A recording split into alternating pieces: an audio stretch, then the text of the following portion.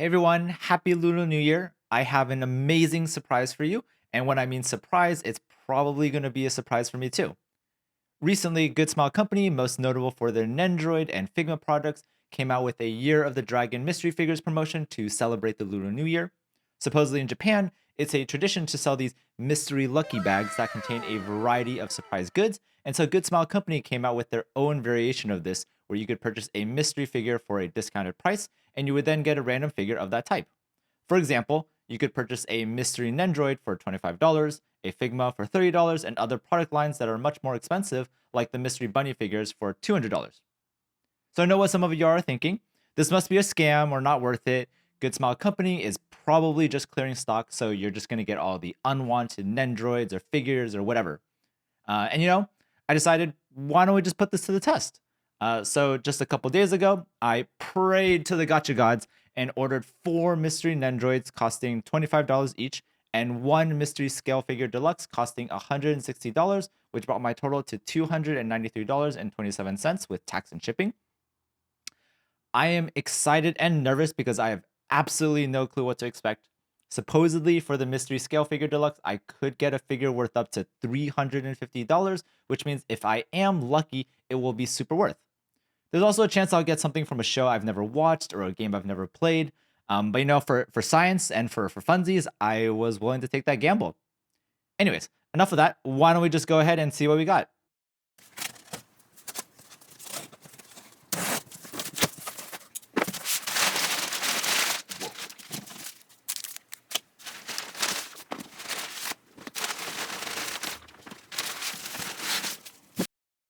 So, first one of the 4 Nendroids that I got was Futaba Igarashi from My Senpai is Annoying.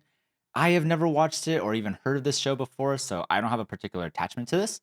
Interestingly enough, I actually could not find this figure on Good Smile's US shop anymore, so I wonder if I actually got the last one.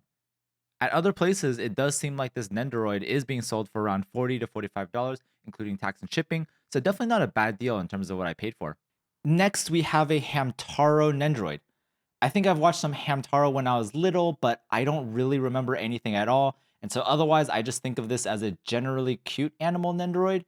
It does seem like Hamtaro is being sold at Good Smile for around $50, and even on other websites, they're either sold out or being sold for up to $70. So I might just decide to resell this or see if I could swap with someone online. For my third Nendroid, I got Chifuyu Matsuno from Tokyo Revengers. I think this was one of the types of Nendroids I was sort of anticipating, something out of the shonen category.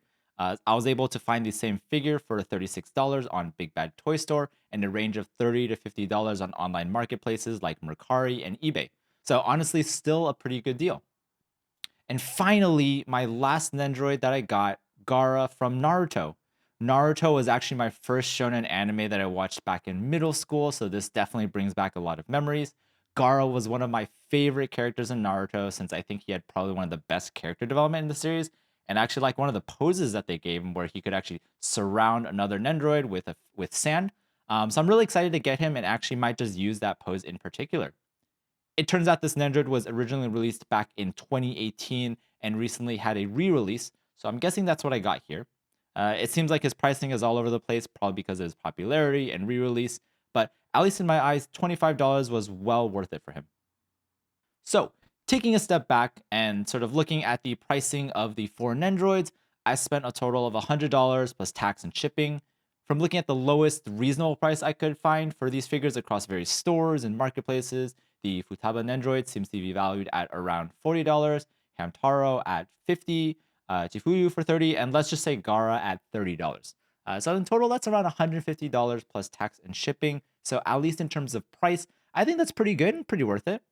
Now, on to the grand prize, the Mystery Scale Deluxe and most expensive figure of this haul. I got Rosalind Stout, a 1/6 figure from the game Atelier Ryza, Ever Darkness and the Secret Hideout.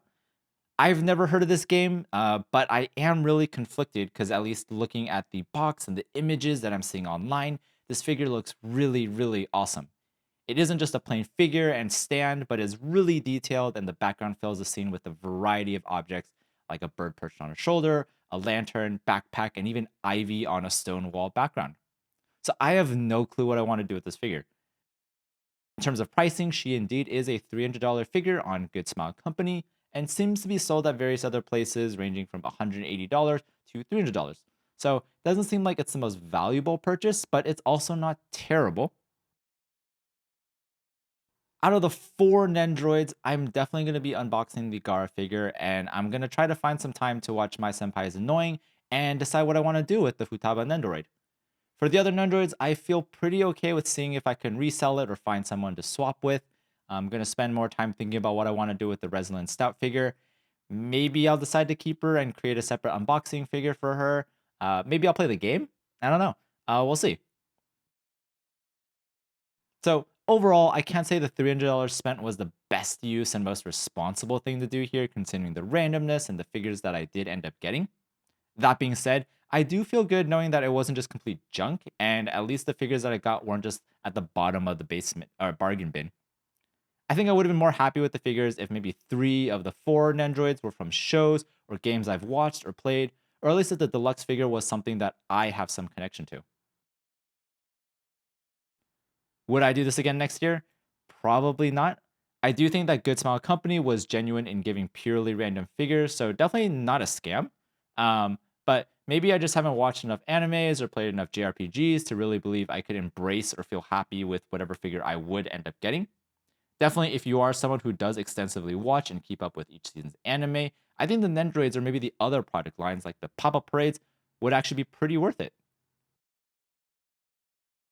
So, what'd you think? Was the $300 worth it? Would you have done the same? Did you think I was lucky or unlucky? Let me know in the comments below.